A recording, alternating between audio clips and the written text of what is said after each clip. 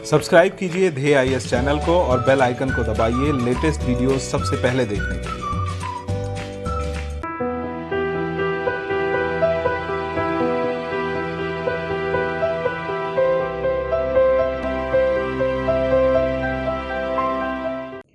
नमस्कार, मैं सुनील वर्मा ध्येय आईएएस टीम की ओर से आपका स्वागत करता हूं ध्येय टीवी पर। हम बात करेंगे डेली करंट अफेयर्स के अपने एक खास कार्यक्रम जिसका नाम है साप्ताहिक एमसीक्यू।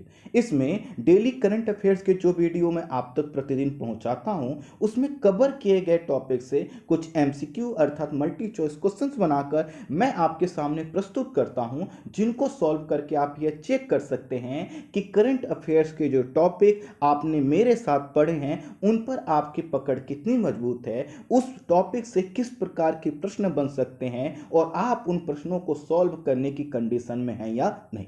तो आज फिर हम बात करेंगे अपने साप्ताहिक एमसीक्यू के प्रोग्राम पर। आइए कुछ प्रश्नों को हम लोग सॉल्व करते हैं। मैं कुछ प्रश्न आपके सामने स्क्रीन पर रख रहा हूं, उनको ध्यान से पढ़िएगा और धैर्यपूर्वक जवाब दीजिएगा। पहला प्रश्न, इनुइट समुदाय के विषय में निम्नलिखित कथनों पर विचार कर विकल्प का चयन कीजिए। कथन पहला, इन्हें ग्रीनलैंड में कलालित के नाम से जाना जाता है। दूसरा कथन, यह मंगोलाइट प्रजाति से संबंधित है। तीसरा कथन, यह मुख्य रूप से 56 डिग्री उत्तरी अक्षांश के आसपास के क्षेत्रों में निवास करते हैं। पहला विकल्प है ये सभी कथन सही है। बी विकल्प है 1 और 2 सही है। तीसरा विकल्प है सी 2 और 3 सही हैं। डी है सभी कथन जो है कि असत्य हैं।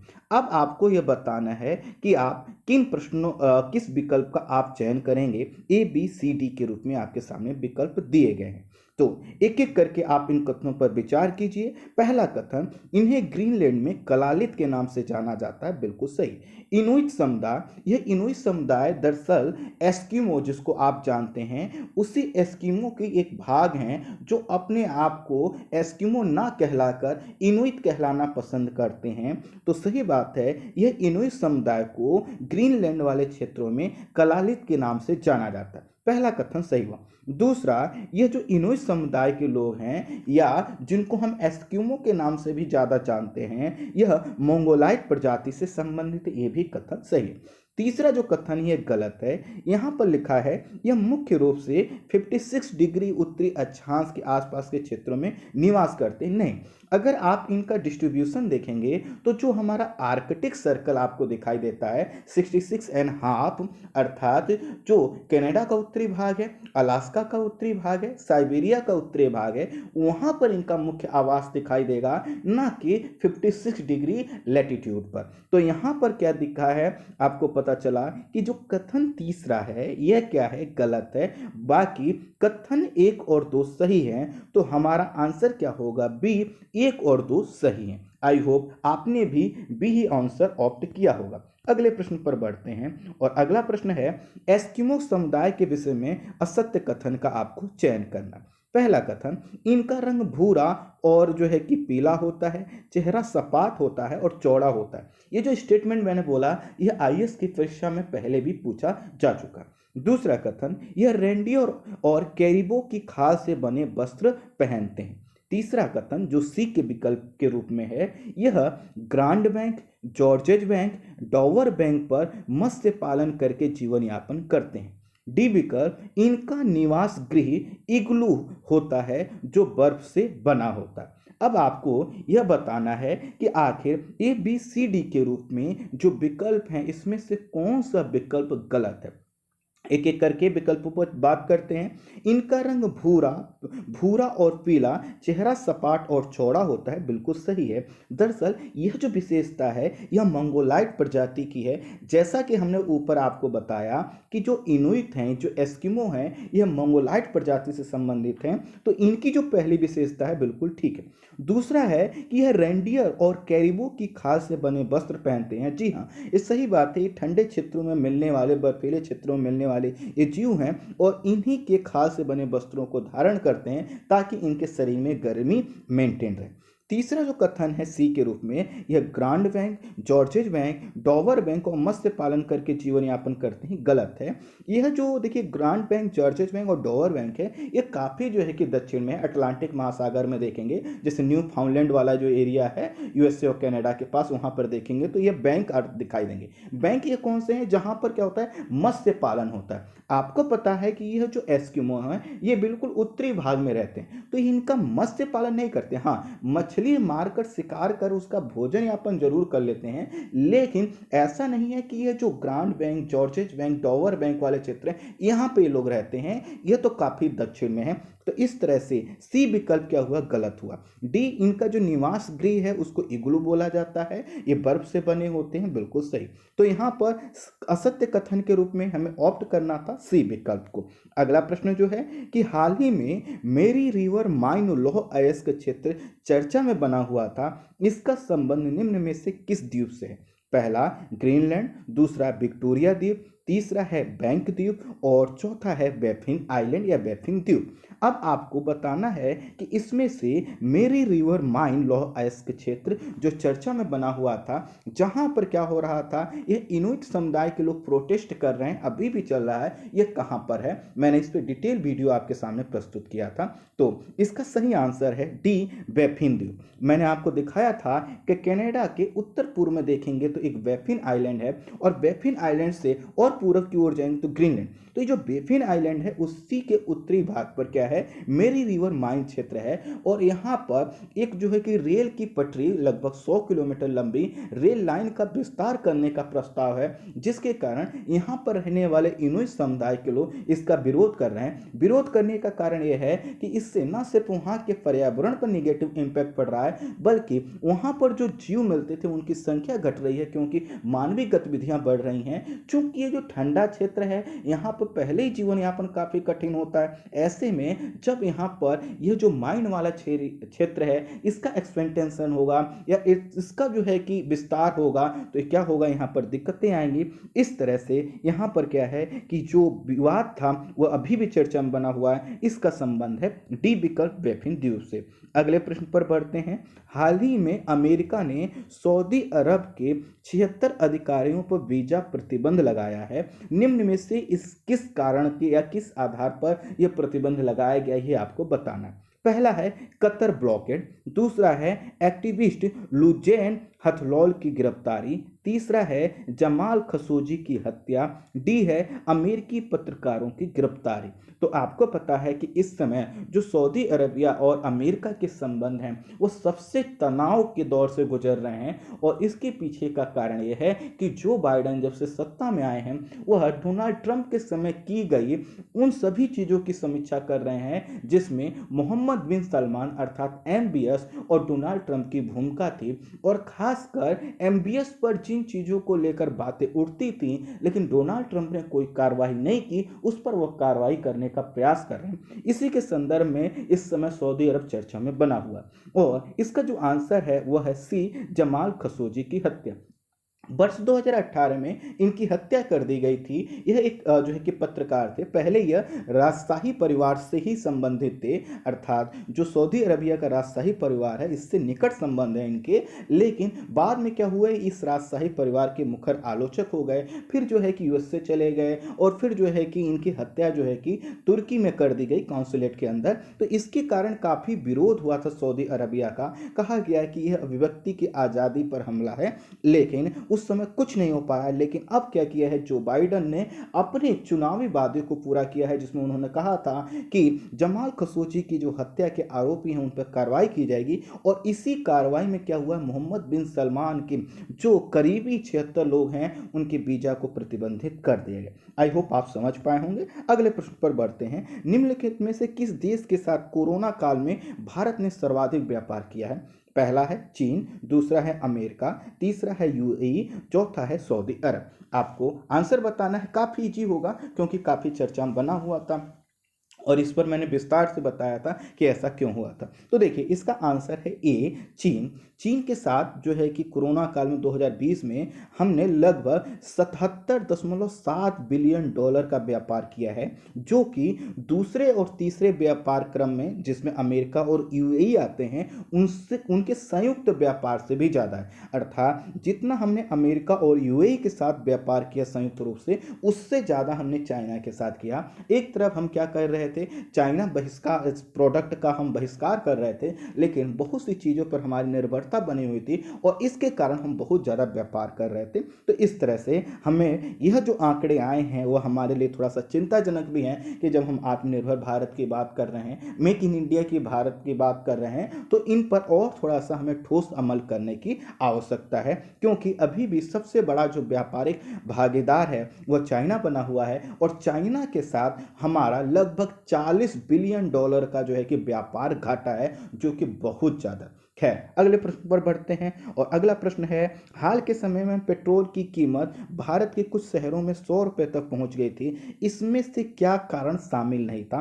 अर्थात 100 रुपये की यह जो मूल्य पहुंचा है, इसमें कौन सा कारण शामिल नहीं था, ये बता। पहला है सेंट्रल एक्साइज ड्यूटी का ज़्यादा होना, दूसरा क्रूड ऑयल की कीमत का बढ़ना, तीसरा है वैल्यू एडेड टैक्स अर्थात वैट में वृद्धि होना, और डी है भंडारण क्षमता कम होना। अब आपको बताना है कि जो हाल ही में कीमतों में वृद्धि हुई है उसमें से कौन सा ऐसा कारण था जिसकी भूमिका नहीं थी। तो इसका आंसर आई होप आपने जरूर और जरूर जो है कि बी ऑप्ट किया होगा, क्योंकि क्रूड ऑयल की कीमतें बढ़ी नहीं है बल्कि कम हुई हैं। मैंने आपको बताया था कि पिछले अगर 6-7 वर्षों में हम देखें तो क्रूड ऑयल की कीमत जहां पर पहले 120 जो है कि डॉलर प्रति बैरल हुआ करती थी, अब वह लगभग 60 से 65 डॉलर प्रति बैरल है। अर्थात तेल की कीमतें लगभग जो है कि 45% तक कम हो चुकी हैं। बावजूद इसके हमारे यहाँ जो पेट्रोल की कीमतें हैं वो ज़्यादा हैं। इसके पीछे के कारण जो हैं वह है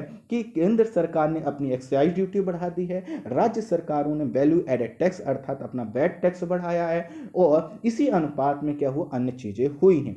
भंडारण क्षमता हमारा कम है, ये पहले से मुद्दा बना हुआ है। अगर हमारे पास भंडारण क्षमता कम रहता तो अभी कुछ समय पहले आपने देखा था कि जो अंतर्राष्ट्रीय कच्चे तेल की कीमतें थी वो 20 डॉलर प्रति बैरल तक पहुंच गई थी, जो कि इस समय से भी काफ़ी कम थी। तो इस तरह से देखा जाए तो इसमें जो गलत स्टेटमेंट है या जो कारण को जिम्मेदार नहीं माना जा सकता वो भी।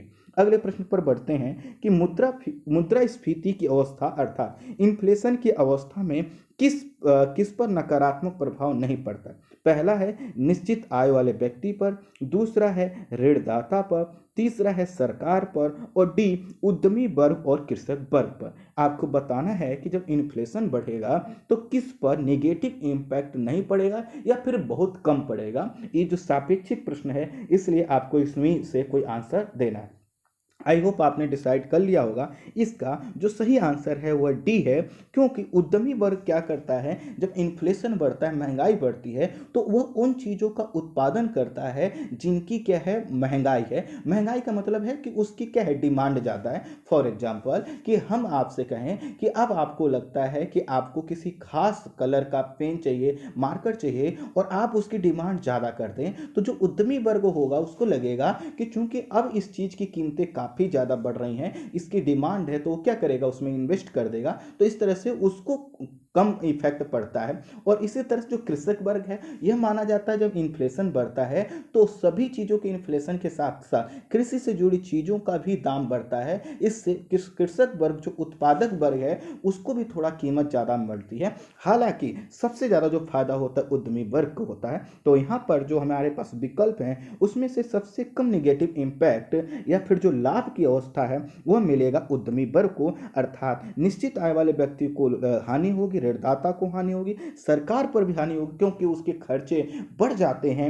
लेकिन उद्यमी वर्ग और कृषक वर्ग को क्या होता है, थोड़ा सा लाभ होता है। अगला प्रश्न है, आरबीआई की मौद्रिक नीति समिति का गठन कब किया गया था? हाल ही में आरबीआई की मौद्रिक नीति समिति चर्चा में बनी हुई थी। तो इसका जो आपके पास विकल्प है वर्ष 2014, वर्ष 2015, वर्ष 2016, वर्ष 2018, आपके पास 4 विकल्प दिए गए हैं। इन्हीं में से कोई आपको आंसर डिसाइड करना है। आई होप आपने डिसाइड कर लिया होगा।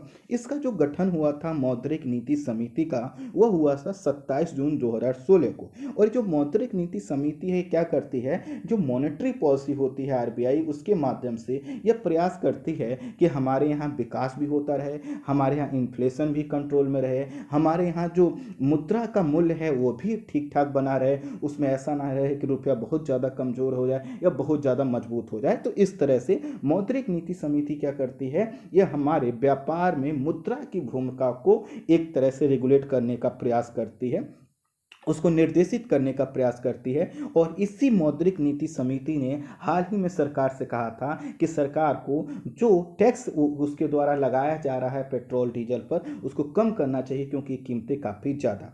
अगला प्रश्न, त्रिपुरा के विषय में असत्य कथन का आपको चयन करना है।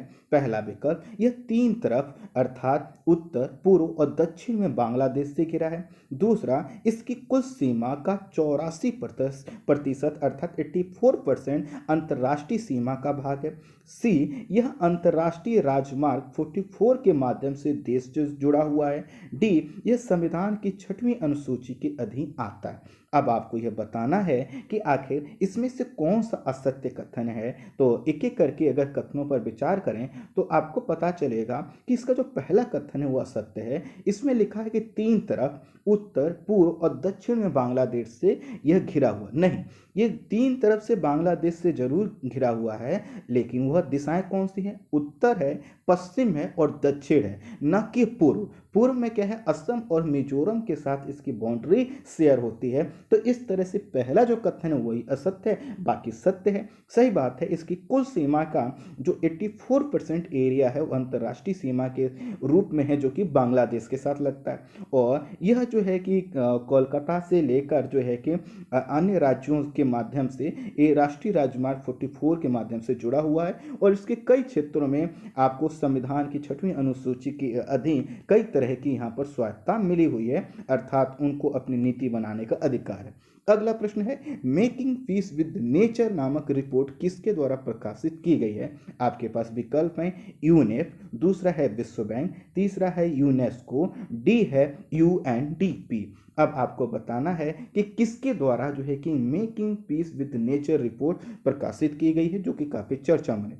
इसका सही आंसर है ए यूनेप। दरअसल क्या है कि यूनेप अर्थात यूनाइटेड नेशन इन्वायरमेंटल प्रोग्राम की जो स्थापना हुई थी, आपको पता है जो स्टॉकहोम कन्वेंशन हुआ था, मानव पर्यावरण सम्मेलन हुआ था 1972 में, तो उसी के बाद इसकी स्थापना हुई थी। और यही क्या करता है, रिपोर्ट जारी करता है। और इसी ने अभी एक रिपोर्ट जारी की है जिसका नाम है मेकिंग पीस विद नेचर, अर्थात हमें ऐसी शांति, ऐसी व्यवस्था की ओर आगे बढ़ना है जो पर्यावरण या जो है कि प्रकृति के अनुकूल हो। इसमें काफ़ी चीज़ों को लेकर चेताया गया है, कहा गया है कि जिस डायरेक्शन में हम बढ़ रहे हैं, जिस तरह के हमारे एफर्ट हैं, उससे ना तो ग्लोबल वार्मिंग, क्लाइमेट चेंज जैसी चुनौतियों का हम अभी सामना कर पा रहे हैं, ना ही बायोडाइवर्सिटी या जैव विविधता में जो क्षरण हो रहा है उसको हम रोक पा रहे हैं। अर्थात हर क्षेत्र में हमें सुधार करने की आवश्यकता है। इसी रिपोर्ट में बताया गया है कि जो पोल्यूशन है, उस पोल्यूशन, खासकर वाटर पोल्यूशन से ही कई लाख लोगों की मृत्यु हर साल समय से पहले होती है। तो ये रिपोर्ट काफी चर्चा बनी हुई थी। अगला प्रश्न है, हिंद महासागर का सितारा और कुंजी की उपमा किसको दी जाती है? फिर से देखिए, हिंद महासागर का सितारा या हिंद महासागर की कुंजी की उपमा किसे दी जाती है? निम्न विकल्पों में से आपको बताना है। आपके पास विकल्प क्या है? आपके पास मालदीव है, मॉरिशस है, श्रीलंका है और सोकोत्रा है। तो इसी में से किसी द्वीप को हिंद महासागर का सितारा और कुंजी की उपमा दी जाती है, इसी को बताना है। इसका जो सही आंसर है वो है मॉरिशस। मॉरिशस को यह उपमा प्रदान की गई है। अगर आपने देखा हो तो मॉरिशस का जो विस्तार है या उसकी जो अवस्थिति है वो कहाँ दिखाई देगी? जो अफ्रीका महाद्वीप है, अफ्रीका महाद्वीप में जो दक्षिण पूर्व अफ्रीका अफ्रीका महाद्वीप है उसके पूर्व में देखेंगे या फिर दक्षिण अफ्रीका से पूर्व की ओर देखेंगे तो आपको दिखाई देगा इसको ये उपमा प्रदान की जाती है। दरअसल इसकी जो लोकेशन है वो बहुत ज़्यादा इम्पोर्टेंट है और यह जो अटलांटिक महासागर से होकर आने वाले या यूरोप से होकर आने वाले या लैटिन अमेरिका से होकर आने वाले लोगों के लिए क्या है, एक तरह की कुंजी प्रदान करती है जिसके माध्यम से वो हिंद महासागर में आगे बढ़ते हैं। अगला प्रश्न, मॉरिशस के विषय में निम्न कथनों पर आपको विचार करना। इसकी राजधानी पोर्ट लुई है जो सर्वाधिक जनसंख्या वाला शहर है। दूसरा कथन, यहाँ का राष्ट्रीय पक्षी डोडो है।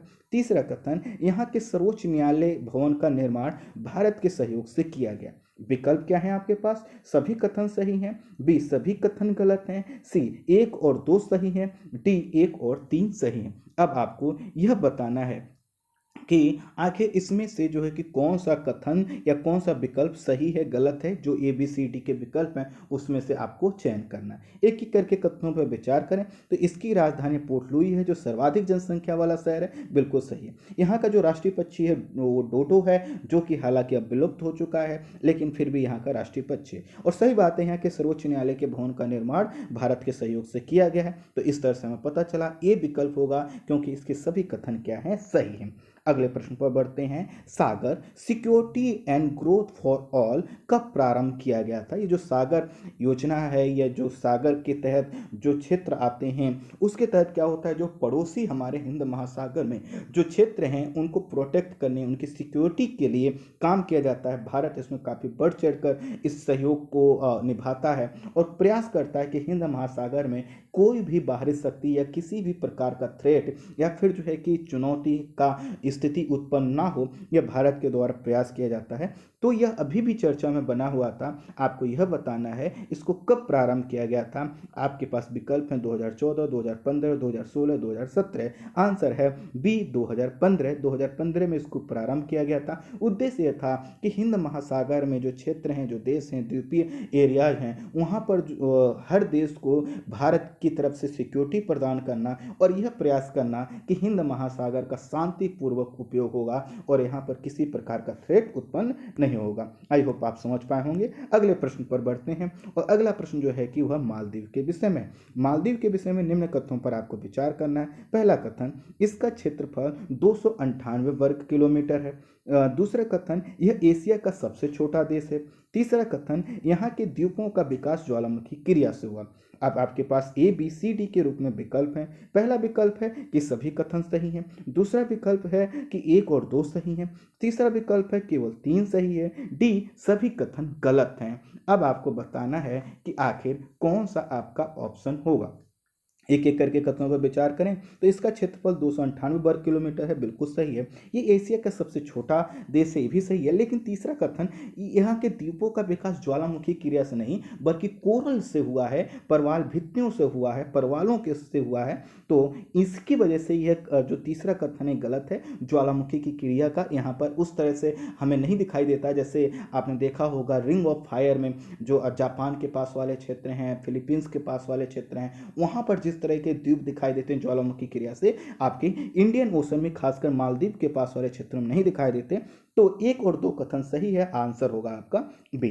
अगले प्रश्न पर बढ़ते हैं और अगला प्रश्न है, भारत ने हाल ही में पहली बार किसी अफ्रीकी देश के साथ एफटीए अर्थात फ्री ट्रेड एग्रीमेंट साइन किया है। हालांकि मुझे एफटीए का फुल फॉर्म नहीं बताना चाहिए था। खैर, अब आपके पास विकल्प हैं, वह देश का चयन करना है। पहला है दक्षिण अफ्रीका, दूसरा है नाइजीरिया, तीसरा है कॉन्गो, डी इनमें से कोई नहीं। अब आपको बताना है कि कौन सा ऐसा देश है जिसके साथ एफटीए साइन किया गया है। तो आंसर आपने डिसाइड कर लिया होगा। अगर आपने आंसर डिसाइड किया है तो गलत है, बी किया तो गलत है, सी किया है तो गलत है क्योंकि डी उसका नाम ही नहीं लिखा हुआ है। इनमें से कोई नहीं होगा क्योंकि मॉरिशस के साथ भारत ने एफटीए किया है जो अफ्रीका कॉन्टिनेंट के अंतर्गत में आता है और इस तरह से वो अफ्रीका कॉन्टिनेंट का पहला देश है जिसके साथ हमने एफटीए साइन किया है। तो इसी वजह से मॉरिशस काफी चर्चा में बना हुआ था। तो यहाँ पर आंसर होगा डी। अगला प्रश्न, यूटीएफ अर्थात उथरू थिला फलहू मिलिट्री बेस भारत कहाँ बनाएगा यह आपको बताना है। आपके पास विकल्प हैं मालदीव, दूसरा है श्रीलंका, तीसरा है बोर्नियो और डी सुमात्रा। इनमें से आपको यह बताना है कि जो यूटीएफ मिलिट्री बेस है जो कि काफ़ी चर्चा में बना हुआ था, यह भारत को कहाँ बनाना है। आंसर है मालदीव। ये जो यूटीएफ है इस पर लेकर लंबे समय से बातचीत चल रही थी और इसको लेकर चाइना ने भी अपना प्रपोजल दिया था कि भारत नहीं बना रहा तो हम बना रहे हैं, क्योंकि पिछले लगभग एक दशक से समझ लीजिए इसको लेकर प्रयास किए जा रहे थे। मालदीव बार बार कह रहा था भारत से आप इसको बनाइए, भारत कह रहा था बनाएंगे बनाएंगे। उसी बीच चाइना की एंट्री होती है, चाइना कहता हम बना देते हैं, लेकिन फिर भारत ने कहा कि नहीं ऐसा नहीं होगा, क्योंकि यहाँ पर मालदीव में चाइना की बहुत मजबूत इस उपस्थिति पहले से है। तो इसके वजह से यह जो चर्चा बना हुआ था यह मालदीव में बनेगा, और जो मालदीव की राजधानी माले है उससे पास में ही है, और इस तरह से इंडियन ओशन में मालदीव में भारत की उपस्थिति बढ़ेगी। अगला प्रश्न जो है कि वह है शहरों के धंसने की समस्या प्रमुख रूप से निम्न में से किससे संबंधित आपको बताना है। अर्थात जो शहरों में धसान की समस्या देखा जा रहा है कि शहर हमारे धंस रहे हैं, उसकी समस्या के पीछे प्रमुख कारण क्या है आपको बताना है। पहला है ग्लोबल वार्मिंग, दूसरा है शहरी अनियोजन, तीसरा है भूमिगत जल का अतिदोहन, तीसरा है दलदली क्षेत्रों में पानी का बढ़ना। इसी में से कोई विकल्प है जिसके कारण जो शहरों में धंसाव की समस्या देखी जा रही है। तो अगर आपने जो कि पहला विकल्प ऑप्ट किया है ग्लोबल वार्मिंग तो बिल्कुल गलत है। इसका जो सही आंसर है वह है भूमिगत जल का अतिदोहन अर्थात सी विकल्प। जैसा कि मैंने जब इस टॉपिक को कवर किया था तो मैंने आपको बताया था, आप देखते हैं कि जो ब्लैक सॉइल होती है वो क्या होती है, जब पानी उसमें वर्षा होती है तो फूल जाती है, और जब पानी वो सूखती है तो उसमें दरारें पड़ जाती हैं। क्यों दरारें पड़ती हैं? दरअसल क्या होता है कि जब पानी मिट्टी में जाता है तो वह अपना एक स्पेस धारण करता है, उस पानी के साथ हवा भी होती है, और जब यह पानी और हवा मिट्टी से बाहर आती है तो उसके कण सिकुड़ते हैं, और जब सिकुड़ते हैं तो उसमें संकुचन आती है। ठीक इसी तरह से जब हम क्या करते हैं ग्राउंड वाटर का ज़्यादा यूज करते हैं तो ग्राउंड जमीन के अंदर जो पानी है वो निकलता है, इससे मिट्टी के कणों के बीच की जो दूरी है जो कि पानी की वजह से बनी हुई है वो सिकुड़ती है, और इससे क्या होती है मिट्टी में धंसाव की समस्या होती है। अर्थात जहाँ जहाँ पर जल का अति दोहन होता है उन शहरों में, खासकर कोस्टल एरिया वाले ऐसे शहरों में यह समस्या देखी जा रही है। तो इस तरह से यह जो आपका शहरों में धंसाव की समस्या का संबंध है भूमिगत जल के अतिदोहन के कारण है। दरअसल हुआ क्या है कि हमने जो नदियां थीं, जो झीलें थे, तालाब थे, उनको हमने बंद कर दिया है, कंक्रीट के जाल बना दिए हैं, और इसके कारण जो रिचार्ज की रेट है ग्राउंड वाटर की वह तो कम हो गई है, लेकिन हमारा दोहन बढ़ गया, इसके वजह से समस्या देखी जा रही है। तो आंसर होगा सी विकल्प। अगला है भारत का कौन सा शहर तेजी से धंसने की समस्या का सामना कर रहा है। आपके पास नाम लिखे हुए हैं मुंबई, बेंगलुरु, चेन्नई और कोलकाता। नो डाउट इसका आंसर है कोलकाता। और कोलकाता का भी जो आपको पता है यहाँ का जो क्षेत्र है वह मैदानी क्षेत्र है। मैदानी क्षेत्र की जो मिट्टी है उसमें जो पानी था उसको जब निकाला जा रहा है वो तेज़ी से सिकुड़ रही है, और इसको मैंने बताया था, कोलकाता का जिक्र किया था आपको, जकार्ता का जिक्र किया था मैंने, अन्य कई शहरों का आपको, जापान के शहरों का जिक्र किया था, और मैंने बताया था कि जो शहर हैं वो तेज़ी से क्या हो रहा है उसमें धंसाव की समस्या देखी जा रही है। अगला प्रश्न, भारतीय प्रधानमंत्री ने हाल ही में कुछ देशों के लिए स्पेशल मेडिकल वीजा देने की घोषणा की है। यह लाभ निम्न में से किस देश को नहीं मिलेगा आपको बताना है। पहला विकल्प है पाकिस्तान, दूसरा है बांग्लादेश, तीसरा है नेपाल और चौथा है ताइवान। तो आंसर काफ़ी इजी है, इसका आंसर है ताइवान। दरअसल हाल ही में क्या हुआ था कि सार्क के जो सदस्य हैं और दो देशों को और मिलाकर बैठक हुई थी, और एक जो है कि वर्चुअल बैठक हुई थी, उसमें प्रधानमंत्री ने घोषणा की, तो उसमें ताइवान शामिल नहीं है। तो इस तरह से जो सार्क देश हैं उनको फ़ायदा मिलेगा, तो इसमें ताइवान नहीं आता, तो इस तरह से ताइवान को इसका फ़ायदा नहीं मिलेगा। ये मेडिकल वीज़ा क्या होगा कि मान लीजिए इमरजेंसी की केसेस हैं और किसी को भारत आना है, उसको लगता है कि भारत में ट्रीटमेंट तुरंत कराना है, तो उसके तहत क्या हो, वीज़ा की जो प्रक्रिया है उसमें समय लगता है, इससे जो बीमार व्यक्ति है उसकी जान भी जा सकती है। तो इसी समय को कम करने के लिए इस प्रकार का प्रयास किया गया है। दूसरे शब्दों में कहा जाए तो इंडिया के मेडिकल टूरिज्म को बढ़ावा देने के लिए प्रयास किया गया। तो इस तरह से डी इसमें गलत आंसर है, बाकी सब सही है। आज के वीडियो में इतने ही प्रश्न। Thank you so much.